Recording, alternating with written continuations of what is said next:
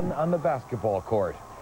Good evening, everyone. I'm Terry McSweeney. And I'm Elisa Streeter. The last time these two teams played, Jimmy Carter was president. And none of the players in tonight's game was even born. But now this rivalry between UAlbany and Siena is back in a big way. Sports Director Dan Murphy joins us with the story. It was the place to be tonight. I think Jimmy Carter, the only politician who wasn't in attendance at the Pepsi Arena tonight. It was an event, over 10,000 people. Great to have these teams going at it again on the basketball court. It was not an artistic success by any means, especially a first half, one of the ugliest in the history of both schools. But the fans came out. The atmosphere was great. The Siena-UAlbany rivalry is on once again. The Danes out of the gate quickly in the first half. E.J. Gallup with the game's first 5 points.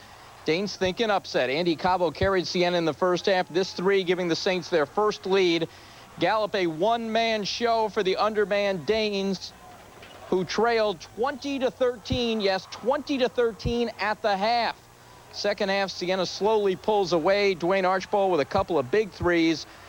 Siena wins the basketball game 60-48. Once again, everybody I talked to thought it was the greatest thing to have these two teams playing again. They will play again the next 2 years under the current contract. And as long as the fans continue to come out like they did tonight and the game is relatively competitive, which it was tonight, they should play once a year, every year, on infinitum from now on. We'll have much more on the basketball game. Of course, John Craig will be right up soon with a story on the fans. Spad will be back when I'm back in sports in about 20 minutes or so with a complete highlight package and post-game reaction from both schools. Great, Murph. Thanks. And for the fans, tonight's match was a battle royale, 2 decades in the making. And the school spirit could not be contained one moment longer. News 10's John Craig is live at the Pepsi where, as they say, the fans went wild. John. They did indeed, Terry and Elisa. 10,285 if you want the exact number, and I have the exact number of fans. They've all filed out here, and the crack staff of the Pepsi is removing this floor as the River Rats will come in and have to have a practice tomorrow and then play later in the week. You know, this crowd shared purple and shared green and then a common color, gold. Oh, yeah, basketball, too. It's a rivalry that's gone to the dogs. They have a leash law at the Pepsi. It's a game that hadn't been played since February 3rd, 1977. Most of these college students hadn't even been born yet. But they came and they cheered. There were pregame parties at Jillian's for UAlbany. Students are rallying around, and this kind of really very special event really heightens the anticipation for the whole season. And the Victory Cafe for Siena, where we found a veteran of these games. It was just a very intense competition, a lot of fun. Made a lot of friends that we became close friends over the years and stayed that way. Some go way back, like these guys. They belong to the Edward Eldred Potter Club to raise fellowship. When's the last time you wore that jacket? A long time ago. And you raised a lot of fellowship, didn't you? We raised a lot of things, yes. He doesn't really care about Siena basketball, does he? Oh, he's a big Siena fan. Yeah, by adding this type of an event, it's local.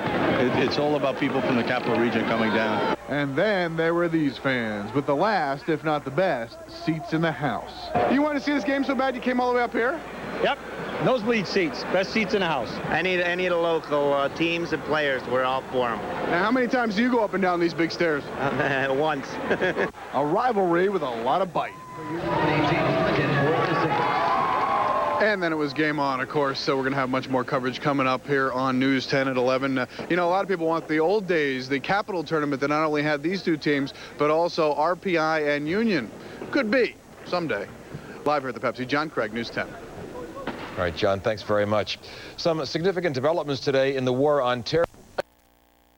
I went to Siena. I went to UAlbany. Obviously, you try to be neutral as a journalist anyway, but I really had to be neutral tonight. I've got allegiances to both schools. Renewal you think of the rivalry. Huh? So you think. Year one there. It was quite a night. It was kind of odd looking at the two benches and seeing two guys who had absolutely nothing to do with the history of this rivalry. I kind of closed my eyes at one point and envisioned Doc Sowers here and Mike Dean over here. However, it's a new era in the Siena UAlbany series. Got off to a rather rocky start, especially in the first half. John Spadafora live at the arena, where a big crowd witnessed, Spad, I think we'd have to say, a pretty ugly game. Well, yeah, that's right, Murph. 10,285 fans here at the Pepsi Arena tonight, and it certainly was not a thing of beauty for either team, but, well, at least it did go right down to the wire, and E.J. Gallup was the man for Albany. In fact, he scored the first 5 points of the game. The Danes looked confident. Andy Cavo had the hot hand early for the Saints. This a triple. But Gallup would keep UAlbany close with 11 first-half points. The Siena lead only 20-13 at the half. The Saints shooting only 16% in the first half. They would get hot in the second half, though. Dwayne Archibald knocked down a couple back-to-back threes. He had 19 points. Siena up 8, but no quit in Albany. Giannis Pipikis with the rebound, hoop, and foul. This one cut the lead to 6. Then, with about 2 minutes to go in the game, Gallup hits another 3. That cut it to 2. He poured in 36 points tonight. But J.J. Harvey hits a huge 3 down the other end of the court. That was his only bucket of the game. Siena survives 60-48. Tonight, I just felt like we played like there's so many people there watching us and the students, and we got to win this game by 300 points. And I think our kids felt the effect of it, and I'm glad for them that it's behind us now, and we don't play them again until next year. The big difference is that we're a better team, and we got a lot of better players, and they came into play at the end of the game. They was looking for one player to score. We had multiple players that could score. Can you be happy with your performance, even though you guys didn't get the win? I would be a lot happier if we did get the win. You know, I think we played well enough to get the win. We just gotta, you know, keep on fighting, and we're gonna get there. So Siena improves to 2-4 on the season. The Danes are winless, but I think it's safe to say, Murph, this renewal of this rivalry is alive and well. Yeah, absolutely. It was a great atmosphere down there tonight. Thanks, Spad. These two teams will meet again next year and then the following year in a current 3-year deal, as will the women. Tonight, Siena women built a big early lead and then cruised to a relatively easy win over the Lady Danes. Mary McKissick with that 3. UAlbany simply killed themselves with turnovers. 29 turnovers for the Danes. You're not going to win too many ball games throwing the ball away like that. Erica Anderson, 3 of her 17 here.